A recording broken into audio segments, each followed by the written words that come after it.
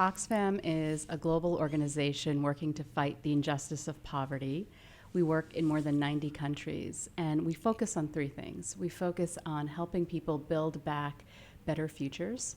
We focus on holding the powerful accountable, and we focus on saving lives in disaster. And so those are our three main areas in over 90 countries. And we're really looking at how do we tackle the root causes and the injustice of poverty. And that shows up in so many ways. But I'm so thrilled to be on your show here this morning to talk about how it affects women in particular. We know that for so many women around the world, they struggle just every single day for the dignity of their rights. And we know women in particular really suffer from how they can connect to global opportunities, local opportunities to feed their families, to take care of their communities. Women's economic empowerment is one of the avenues we know that really helps tackle and fight the root causes of poverty that affect so many women all around the world. Let me give you a couple of examples of where this shows up. So in most places, in rural communities, most of the world poor, about 82% of them live on less than $1.25 a day. Right?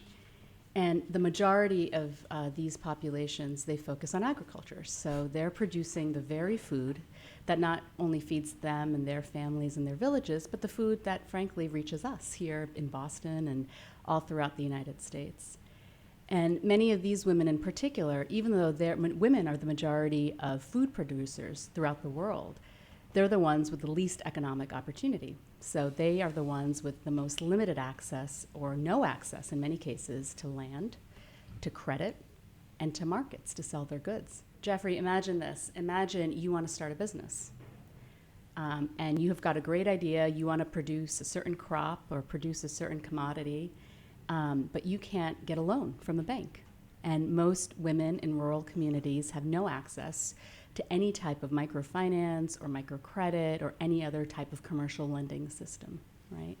So these are the very women that, even though they are in charge of running their families, running their communities, producing the very food that all of us benefit from, they don't have access to the very ingredients that any one of us would need to be a successful entrepreneur.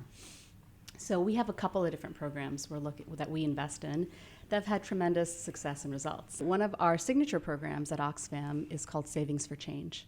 Mm-hmm. We launched Savings for Change back in 2005. Today we've reached over 700,000 women, particularly in countries like Mali, in Cambodia, and El Salvador, Guatemala, and Senegal.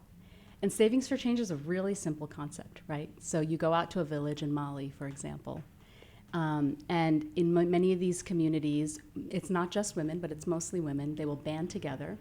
And instead of microfinance, where you're lending through a financial institution, here we bring women together, and women lend to each other. So they pool their savings together, and they set the terms of the deal amongst how women can borrow from each other and pay them back.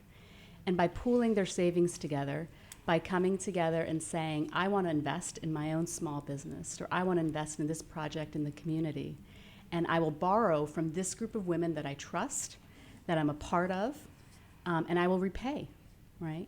These women are able to start their own businesses. They're able to start their own initiatives. They're able to get credit and the loans that they need to be successful. And they get something very special as a result of all of that. Not only are they able to run successful programs and initiatives like we've seen throughout these countries where we're working, they also get the dignity, and they get they feel empowered. Get a peer group as well. They feel empowered to actually make their own decisions, right? That they actually have a voice that matters, that they have ideas that are actually, they generate income for their families and for their communities. And you see an enormous power coming from this when you actually empower women to take the lead and give them the very tools that they need. What we've seen at Oxfam is fascinating because, oftentimes when we think about poverty and you think about, well, how do I help? What can I do here to make a difference? And you think about, well, it's about money. It's about donating. And that's true. That's a really important part of of our toolkit. But that's not all that it's about, right? It's also about changing the very gender and social norms, about changing the policies, the practices, the laws that also prevent women from having access to these types of institutions, to credit, to land, the same way men have access to. And so we work on that as well. And that's really another powerful way that we help change the dialogue at the local level, at the village level, at the community, and at the national level, and here in the United States with our lawmakers as well.